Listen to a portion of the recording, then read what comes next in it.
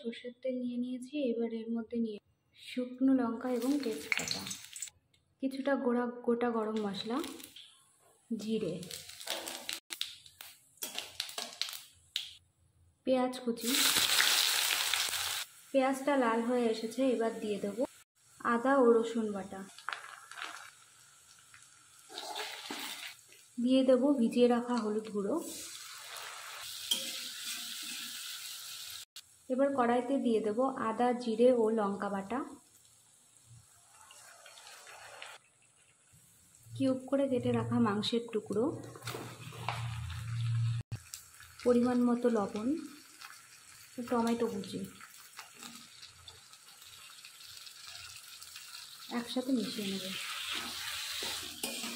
ওটা কষিয়ে নিয়েছি, আর সামান্য একটু জল দিয়ে দেব। জল দিয়ে আরেকটু কষিয়ে নেব।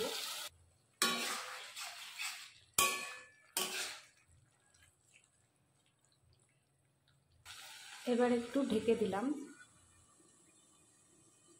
ঢাকা সরিয়ে 2-3 বার করে নাড়িয়ে নিয়েছিলাম। এইবার ঢাকাটা পুরোপুরি সরিয়ে দেব। এবার দিয়ে দেব আগে থেকে সিদ্ধ করে রাখা মটর আর আলুগুলো।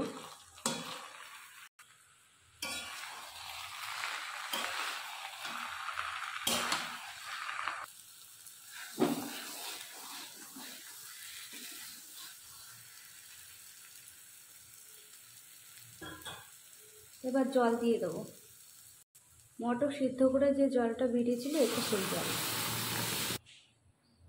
আমার মনে হচ্ছে একটু লবণ লাগবে, তাই লবণ দিয়ে দিলাম।